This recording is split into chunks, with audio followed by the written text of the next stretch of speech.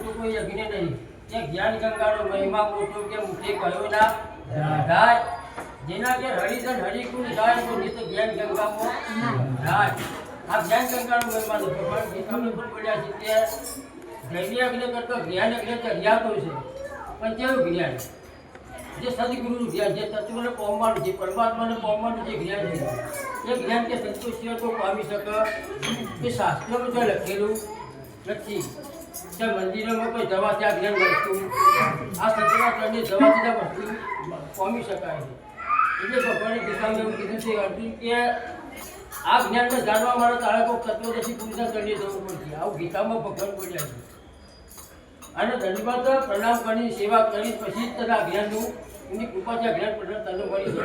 બાકી એમની સત્તા સંપત્તિ મેળવી શકાતું તો બીજી ગમે તેટલી સાધનાઓ કરો, તપ કરો, બધું કરો કે આ વસ્તુ પામી શકાતી નહીં. કેમ કે આ શરણાગતિનો વિષય છે. તમારા હાથમાં આ વસ્તુ નહીં હોય તો સરેન્ડર થવું પડે.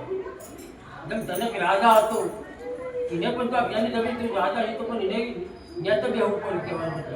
વિષ્ણુ વખતે આ તારે કે તારે બેહવું તો જ્ઞાત બે એના ગાડી પર હું બેહું તો આ જ્ઞાન પામી શકતા નહીં. કે અહંકારીનું કોમ નહીં. અહંકારી પર હું પડ્યો કે મમતા મૂકી ના જાય એની ના કાગડા કે ભક્તિ કરે શું થાય? શું મહિમા અપરાધ કરો કે વાણીથી ના વંદાય. જો ઘટમાં કાયામાં બોલડાઓ ના ઓળખા તો ભક્તિ કરે છે શું થાય? ભક્તિ તો પોતાના સ્વરૂપને પામવા માટે કરવાની છે. પરમાત્મા માટે નહીં, આપણે તો આપણા માટે કરવાની છે ભક્તિ. આપણને પરમાત્માના દર્શન માટે કરવાની છે.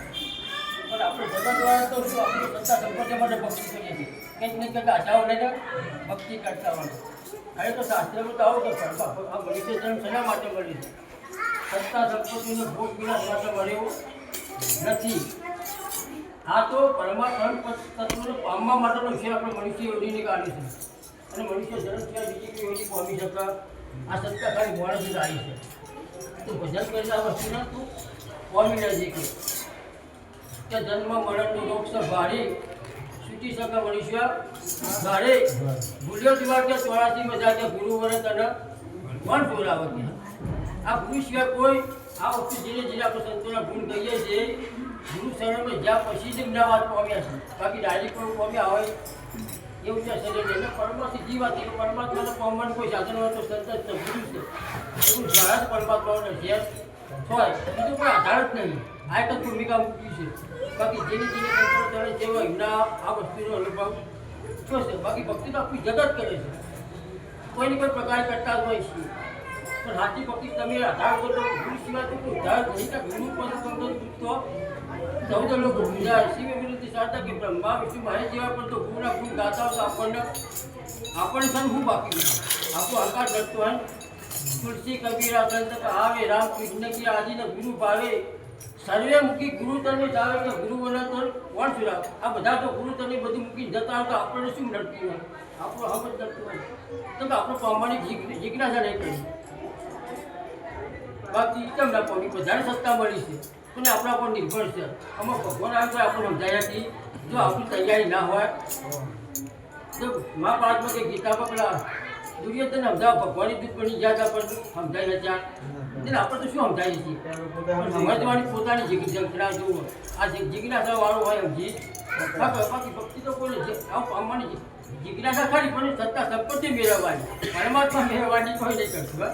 બધાની ભક્તિ તો બધા સત્યવાળી કરી જ છે પણ પરમાત્મા કોઈ જોતો બધા સત્તા સંપત્તિઓ જોઈ છે. અને પરમાત્મા કહેતા જે આપણું મને માણીજીને પણ તરફ લાગી છે એને હું બોલું. જેમ મીરાબાઈ નથી કીધું, મીરાબાઈને કોઈ સંતોએ કીધું કે ભાઈ આ પરમાત્મા તો મૂર્તિ વ્યક્તિને બધું સર્વવ્યાપી સજ એ એવું નહીં કે મૂર્તિ મન બીજે ના હોય. તો મીરાબાઈને એવો પ્રશ્ન થયો કે આવું તો એને પામવા માટે શું કરવું પડે? તો સંતોએ કીધું ભાઈ આને તો કોઈ અધિકારી પુરુષ એના ચરણે જવું પડે. અધિકાર તો પડશે કે તમારા રાજમાં જ થકે વિદાસ બાબુ અને એના ચરણે જે અધિકાર છે એ તમને આ વાતનો અનુભવ કરાવીએ. તો મીરાબાઈ કે રાજી ઊંઘી નથી આ કહેવાય પડતો પણ આવા વહેલી ત્યાં પહોંચી જઈ હતી પણ એ જાણવાની જિજ્ઞાસા એટલે જતા હવા મેળવવાનું રોહિતા બાપુ કે ટોકરો પાણી હવા મળે પકડી પાયા પેલા બાપુ પકડી જતી તું કે રાજી વાની કે તું મારા પર પકડી રાત મારા મને મારતી હતી પણ કે ગમે તે થાય પણ કે મારે આ વસ્તુ જાણવી જ થકી મૂકવું નહીં થકી. ભલે તમે કે તો આપણો રંગતા હતો પણ એના ભેગું કામ મારું તો આપણું પર તમે રંગી નાખો કે પછી આ ભીરું કર્યા એટલે કહેવાનું કે કાલે આ બધું ભેદ નહીં ઉભા થયા હોય કે મીરાબાઈને કોઈ બાળ ઓછો કરી હતી આ નામમાં આટલી તાકાત છે પરમાત્મા જે આ નામનું પરમાણ કે પહેલાં જે તો આ નામને ધારણ કર્યું તે જગતની બધી તાકાતો એના બાપુ બધું પણ અજમાવી દે એના નામથી પણ આટલું પટલી ખૂટી હતી આવું નામ છે જાણ્યું આવું નામ સંતોની વાત કરી છે આ નામ જાણવા માટે સંતોની જરૂર છે આ ગુરુ છે તમને આ નામ નક્કી કોઈ કરાવે આ નામ છે લખવામાં કે બોલવામાં ના હોય અનુભવમાં આવે જે આપણે બધા બોલીએ છીએ નામ એ વસ્તુનું નામ હોય છે તો વસ્તુ વગરનું નામ છે ગુરુએ નિરાધાર તત્વ છે તો વસ્તુ કે વ્યક્તિ નથી સકળ જગત ગુરુમાં વસે ગુરુ વસે નિરાધાર અન્ય હસ્તીને ગુરુમાં કે ગુરુ વસે પરાની પાર આખું ઉપયોગ એના આધારે છે તકલીફ છે પણ એના કોઈનો આધાર આ નિરાધારને પામવાનો આધાર હતો સત્ય છે